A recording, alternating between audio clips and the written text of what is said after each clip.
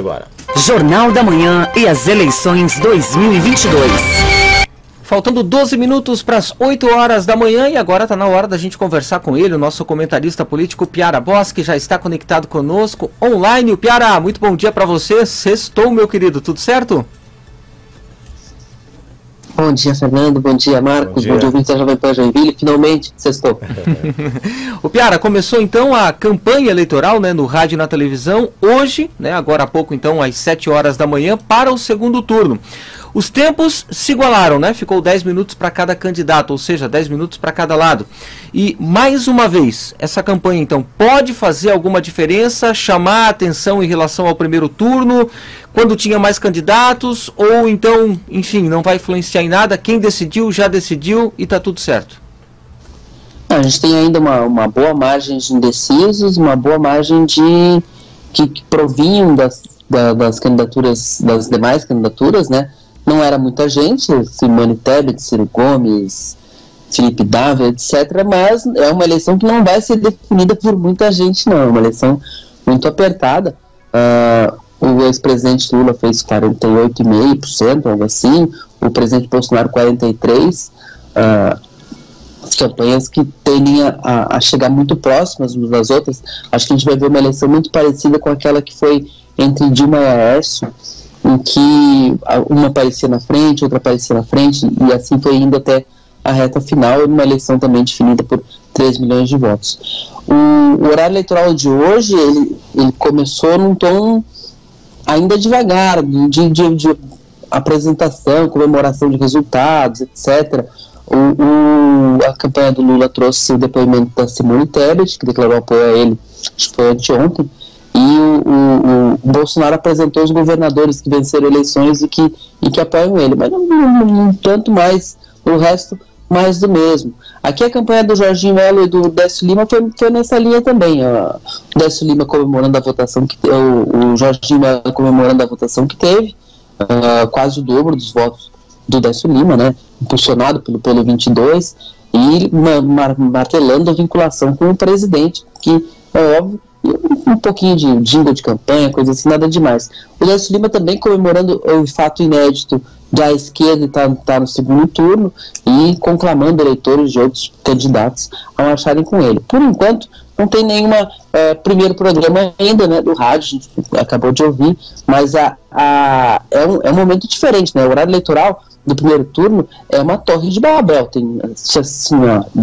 8 candidatos ao governo do estado de Santa Catarina com direito ao usar o tempo eleitoral, tinha uma quantidade equivalente quase de candidatos a presidente e uma imensidão de candidatos a deputado estadual e federal que ocupavam todo esse espaço.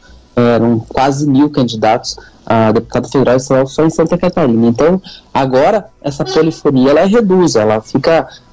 a gente vai ver Bolsonaro, vai ver Lula, e aqui em Santa Catarina vai ver Décio e Jorginho. Só que são eleições em que não tem muito espaço para propostas, né? A eleição nacional, ela é muito uma eleição do anti-anti, né? Quem não quer o Lula vai com o Bolsonaro, quem não quer o Bolsonaro vai com o Lula. Tá uma coisa assim, e aqui a eleição blocou, né? A eleição virou uma eleição do 22 com 13, é muito provável que tenha o 22, o voto do 22 seja igual para Bolsonaro, para Jorginho Melo, e o 13 seja igual para Lula e Décio. Então, a gente não tem muito espaço para proposta, assim. Eu imagino que o Décio, como está atrás, vai começar a fazer algumas propostas, ele não vai ter dificuldade de ter apoio também num estado com maioria antipetista como é Santa Catarina, então ele vai começar a fazer promessas, propostas, é da cartilha da política. O Jorginho Melo, como está muito próximo da vitória, ele tende a tendência, em condições normais de temperatura e pressão, é não se comprometer com muita coisa, porque ele não precisou se comprometer com muita coisa até aqui. Ele fez aquela promessa bem inusitada de comprar todas as vagas do sistema CAF e distribuir gratuitamente em troca de trabalho voluntário após a prefeitura, que é uma promessa caríssima, promessa de 2 bilhões por ano, e ele, que foi uma promessa fora do comum, mas acho que ele esgotou a cota dele de promessas muito, muito amplas. Acho que agora ele vai na tranquilidade, ele vai garantindo. Se o Décio Lima aproximar um pouco, ele pode mexer nisso, mas agora acho que não vai se expor muito não, Fernando. Ô Piara, você comentando aí sobre o início da propaganda eleitoral no rádio, na TV, nesse segundo turno, e aí você até usou uma frase que é o seguinte: por enquanto mais do mesmo, e a gente sabe que tem uma expectativa do presidente Jair Bolsonaro voltar a Joinville na semana que vem. E a pergunta que te faço é o seguinte: a visita presidencial de novo a Santa Catarina pode em algum momento mudar a estratégia de campanha no segundo turno entre os dois candidatos ao governo de Santa Catarina, ou a gente vai continuar no mais do menos aí, né?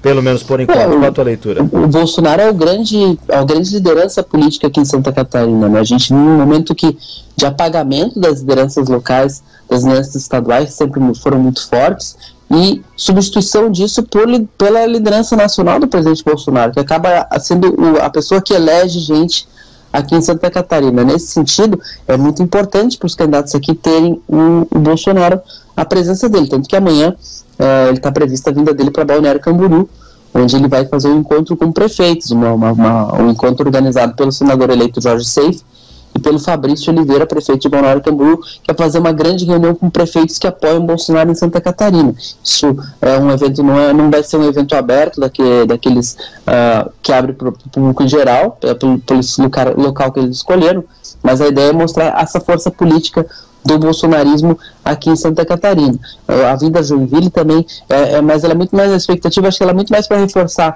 a imagem do Bolsonaro nos lugares onde ele tem mais popularidade do que para efeito da política local. O ex-presidente Lula também prometeu que voltaria aqui a Santa Catarina. Vamos ver se ele vai escolher um lugar fora de Florianópolis, né? Florianópolis é um lugar em que a esquerda tem uma posição melhor, tanto que Lula fez 43% aqui, Bolsonaro venceu no primeiro turno em Florianópolis, mas a esquerda fez uma votação considerável, a esquerda está animada, já está pensando em eleição municipal, coisas assim, mas essa participação deles aqui é mais, acho que para reforçar, o Bolsonaro vem para reforçar essa posição de um lugar onde ele tenha uma votação impressionante, e o Lula vem fazer o contraponto, vem dizer mostrar que tem petistas, também tem defensores do lulismo, também nos estados em que o Bolsonaro tem maior preferência. Então, acho que é mais para o jogo nacional do que para o local. O Décio Lima precisa muito dessa presença do Lula, mas o Jorginho também precisa do Bolsonaro, mas isso já está equacionado. E circula a informação de que o presidente talvez viria a Joinville na terça, né, véspera de feriado, mas ainda nada oficial em relação à data e horário. Vamos aguardar então, né, Piara? Essa expectativa. A última vinda do Bolsonaro foi cheia de confirma, desconfirma, mas é uma agenda de campanha presidencial, ela não é fácil mesmo. É isso aí. Valeu, Piara. Grande abraço para você, um bom final de semana. Fica acompanhando tudo aí nos bastidores para segunda-feira trazer as notícias fresquinhas aqui pra gente. Combinado? Até lá, combinado. Valeu, até segunda.